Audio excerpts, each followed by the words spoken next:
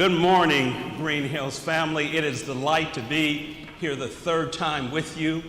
I realize that the third time may or may not be the charm. I remember the story told about a young preacher. Well, I'm a preacher, but I'm not young anymore, but I remember the story being told about a young preacher who held his first revival meeting. And as he would go out in the back, the same man would shake his hand and say, "Son, that was a warm sermon." Night after night, he would say the same thing, "Son, that was a warm sermon." And so this young preacher got beside himself a little bit, and he gathered a crowd around when he saw this man approaching to shake his hand. And the man shook his hand and said, like clockwork, "That was a warm sermon." Young man raised a question he shouldn't have. He said, "What do you mean when you say that was a warm sermon?" He said, "Son, I just meant it wasn't that hot."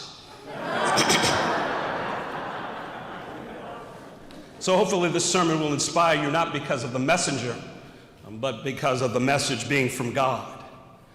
Things could be worse.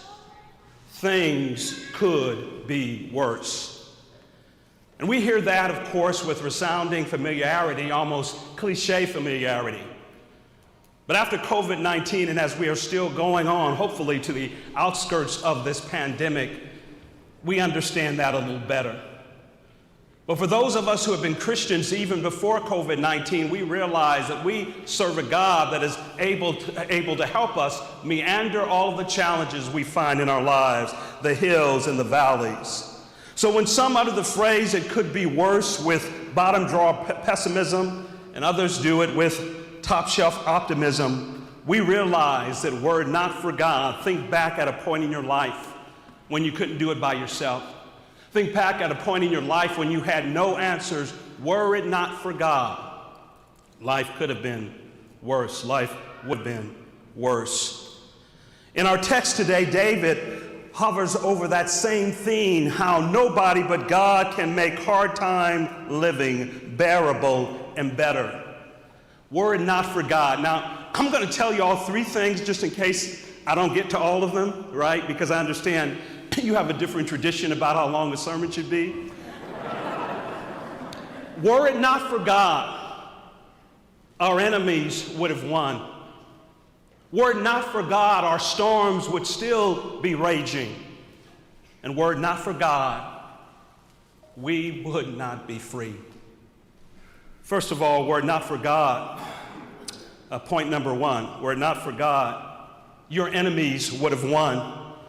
In the first two verses, David uses the repetition that characterizes Hebrew poetry to give God the credit for Israel's ultimate victory over their enemies. I want you to remember that word, ultimate victory over their enemies. Trials and those that try you can come as a result, number one, of our sin. Sometimes I'm having challenges because of my sin, but sometimes it's because of soul making. Isn't that right? Isn't that what James has in mind when he says in James chapter 1, "Count it all joy, my brethren, when you encounter various trials, knowing this, the trying of your faith worketh patience." Israel as a nation had many enemies, didn't they? Egyptians, Babylonians, Medo-Persians, to name a few. As a matter of fact, you could say from the north to the south, from the east to the west, everybody was encroaching upon them. But they came to realize a principle I hope we remember. Listen to this. No matter how many enemies you have against you, if you are following God, those enemies are always in the minority. Isn't that right? And that's what we celebrate this morning. David knew about life's uncertainties and the certainties of opposition. He knew that Saul the king should have been his mentor, but he became his tormentor. He knew that Absalom, his son, should have respected him, but sought to replace him. You know, David's troubles remind me of an old R&B song, rhythm and blues song. They smile in your face, and every time they're trying to take your place, those backstabbers. You too may be betrayed by an unlikely, unexpected enemy. Have you ever been forsaken by someone, even in the family of God? It happens. But when God blesses you, a brother and sister may even try to burden or curse you. It is at that time that we must remember the words of Isaiah that no weapon formed against us shall prosper. You know, there are people who will dislike you and dislike me because of how you look or how you vote. But I'm here to tell you that the ideal in the family of God is that we rise above, we transcend every difference. And I still believe in the Bible enough. I still believe in the gospel enough to realize that that ideal is a real possibility. But whenever we're facing enemies, whenever we're facing, watch this now, earthly enemies, I want you to remember a few things. Number one, I want you to remember God's plan. Enemies may be appearing, those who oppose you may be appearing to win at that moment, but that's not the ultimate win. I can remember when I was 5 years old, and there was this fellow by the name of Jesse. And Jesse was in the 5th grade, and Jesse was a mean old bully. Back then in 1967, it cost about a dime to get milk. Get your daily milk that you would get for lunch or a snack. And Jesse used to always come and take my dime. But what I had forgotten is that I had an older brother named Michael. And so Michael was in the 5th grade, Jesse was in the 1st grade. Are you getting the picture? So one day I invited Michael to come to my side of the playground just around the time that Jesse was there. I was willing to take back all of my money with interest. I was willing to tell him what I thought. I was even willing to talk about his mother because my brother was behind me. Isn't that what the Hebrew writer says? So that we may boldly say, the Lord is my helper. I will not fear what man shall do unto me. God has a plan. What is that plan? Romans chapter 16, verse 25. The God of heaven shall soon crush Satan under your feet. What is that plan? Romans chapter 8, verse 28. For we know, not think, ponder, or guess, we know that all things work together for the good to them that love the Lord and to them that are called according to his purpose. God's plan. But there's another thing that keeps me going when I think about those who don't like me, when I think about those who might oppose me for whatever reason. Not only God's plan, but God's power. Ask David about God's power. He was able to knock down Goliath, someone who was 2 feet taller than Shaquille O'Neal. Ask Gideon, who was able to take hundreds and overcome thousands. Ask any Christian who has had victory in their lives. But not only God's plan and God's power, but God's presence. You know, God can, and I got to be careful about using these idiomatic expressions because I do it in class all the time. I'll say something that I think is their modern slang, Brother Boone, and then some of the kids will look at me funny. A kid at Pepperdine who knew me for a number of years told me privately, don't do that, just be old, Dr. Holmes, just be old. But in terms of God's presence, when other people are trying to knock us down, God can hook us up. You guys don't use that expression anymore. God can hook us up. If you don't believe that, get up and walk with me as we take a stroll through the scriptures. In that beautiful psalm, Psalm 23, the psalmist David says, thou prepares a table for me in the presence of mine enemies. When people mean me the worst, God can mean me the best. And because of God's plan, God's power, God's presence, because of who he is, listen to this. I want you to hear me quickly. If you don't hear anything else, hear this part. No earthly enemy can be my ultimate enemy. How do you know that?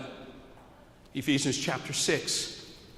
For we wrestle not against flesh and blood, but against principalities and powers. And whenever someone is mistreating me, I have to remember that no matter what reason they're mistreating me, because of what I look like or what I vote like or because of whom I worship, no earthly enemy can be my ultimate enemy. But secondly, very quickly, were it not for God, not only would your enemies have won, your storms would still be raging. More than we are today, the people of Bible times were at the mercy of changing weather. I got to tell you, I've gotten really nervous since I've been here in Tennessee tornado last year, tornado this year. You say, well, that just happens here in Tennessee. Well, you say that, but some of y'all might be afraid of earthquakes in LA where I'm from, so there you go. But during the Bible times, the climate was mostly dry. Winds, rains, and storms were unpredictable and sudden. There were no reporters or apps to predict the weather. And without modern architectural sophistication or retrofitted buildings and reinforced walls, the houses in biblical times were vulnerable to the weather. Most of those houses, for common folk, were made of dried mud. But because the weather was unpredictable and potentially dangerous, Bible writers will often use, as the psalmist is using here, stormy weather to symbolize the trials of life. Someone under the sound of my voice is experiencing stormy weather. They're experiencing it because of a health crisis. They are experiencing it because of a financial crisis. They are experiencing it because of a relationship crisis. Understand that while these trials are trying to drown you, they cannot drown your hope. Storm-perpetuated struggles, enemy-perpetuated storms don't have to drown us if we build our lives on the rock called Jesus. You know the text, don't you? Matthew chapter 7, verse 24. Therefore, everyone who hears these words of mine and puts them into practice is like a wise man who built his house on the rock. The rain came down, the streams rose, and the winds blew and beat against that house. Yet it did not fall. It did not fall because it was founded on a rock. We would say it was founded on the rock. You know, your storm is about to pass over. I love being in Tennessee, not only because of the beautiful trees and the beautiful people, but I love being in Tennessee because when it comes time to volunteer, you all get to work. One of my colleagues lost her home. She asked for 100 volunteers. She received 500 volunteers. Isn't that a wonderful thing? And as much as I love Tennessee, and as much as I hope that Veronica and I never have to experience what many have experienced with the tornadoes, we know that's a reality. And as much as I would love to think and believe that a lot of people will come and help, I know a God who will comfort me more than 500 people. I know a God who will comfort me in the midst of my pain. I can testify to a God who in my deepest struggle is there for me. Someone says, Brother Holmes, my storm is still raging. And I would say that there are three kinds of people. People who are getting ready to go into a storm, people who are in a storm, and people who are out of a storm. And I'd like to think, if I'm going to have to be in a storm, let Jesus be walking on the water. If I have to be in a storm, let him be there. Were it not for God, your storm would still be raging. And then finally, were it not for God, you would not be free. As Americans, we value freedom. No matter what struggles America has had, this is a great nation. I remember years ago when my father served during World War II, there were 6 of us all together and 5 boys. I didn't muster up enough courage to ask my dad this, but one of my brothers did. He said, you fought during World War II, Dad? That's right. Dad, you're from the South? That's right. He says, how could you fight for a nation where when you came back to your home region, you would not be treated like a human being? And my dad, who was not a Christian, made one of the most redemptive statements I've ever heard. He said, you don't get it. We weren't fighting for the America that was. We were fighting for the America that could be. Listen, no nation is perfect, but I'd rather be in this nation than any other. I'd rather be in this nation to have the opportunity to pull myself up by the bootstraps. And this is why I say what I was going to do. We may have to stop here. I know the time is getting late. I am not supposed to be here. A boy from South Central Los Angeles and a broken family. I'm not supposed to be here. I'm not supposed to be someone who excelled through higher education to become first an associate dean at Pepperdine, then a dean here. I'm not supposed to be here, but I'm here. And I'm not naive enough to think I'm here simply because I pulled myself up by my bootstraps, but because God, the God of heaven, the God that we serve, lifted me up. When I was down, he brought me up. I need to tell you something as we close. You are not free simply because you might be economically free. You are not free simply because you might feel a modicum of political freedom. You are not even free because you're in this great country. The only way to be truly free is in Christ. I hear the words of Jesus in John chapter 8, verse number 31. If you continue in my word, then you are my disciples indeed, and you shall know the truth, and the truth shall set you free. I love this song from a cappella. I will quote the lyrics as we wrap up. If there were no God, there would be no music. There would be no dream to be dreaming of. What a dreadful thought of an empty future. If there were no God, there would be no love. If there were no God, there would be no children, there would be no joy to relieve our tears, not a tender hand to provide us comfort, no consoling heart to subdue our fears. If there were no God, there would be no sunshine, there would be no rain to refresh the earth, there would be no jewels to display their value, there would be no thought of enduring worth. If there were no God, there'd be no creation, there would be no light, there would be no breath, no surpassing joy in existence. If there were no God, all would be death. But we know that God is with us, and we know His majesty reigning now, the King eternal. Yes, we know the victory.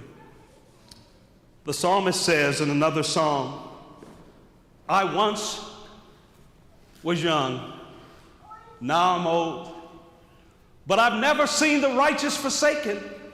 Yes, I've seen people betray me. Yes, I've seen people turn their back on me. Yes, I've seen the people that I expect the most of to give me the least, but this is one thing I've never seen. The righteous forsaken, or their seed begging bread. God will always protect. God will always provide, even when it appears that that won't be the case in the current moment. And for those of you who are listening to us here live in the auditorium or even via the live stream, you need to know that we serve a God who can fix the broken parts of your life. And this God asks you right now to surrender Him. Surrender to that substitutionary death of Jesus on the cross. He paid it all for us, the song says. Understand that that involves a faith that trusts God enough to say that my life is not all right all by itself. I need to repent of my sins. And I need to confess the one who died that I might live, and then be baptized for the forgiveness of sins. Galatians chapter 3, for we are all the children of God through faith in Christ Jesus. For as many of you as have been baptized into Christ have put on Christ. We want to encourage you to come. Or maybe you just want these good folks praying for you. You're already a Christian, you just want them praying for you. These are some good folks. You know, and I have a feeling that you and a whole lot of other people have been praying for me. How do I know that? Because I'm still adjusting to Tennessee, but I'm starting to get my rhythm a little bit. I also know you've been praying for me because my wife is still putting up with me. So thank you for your prayers. We want to encourage you to come. Won't you come as together we stand and sing? I did not beg the Lord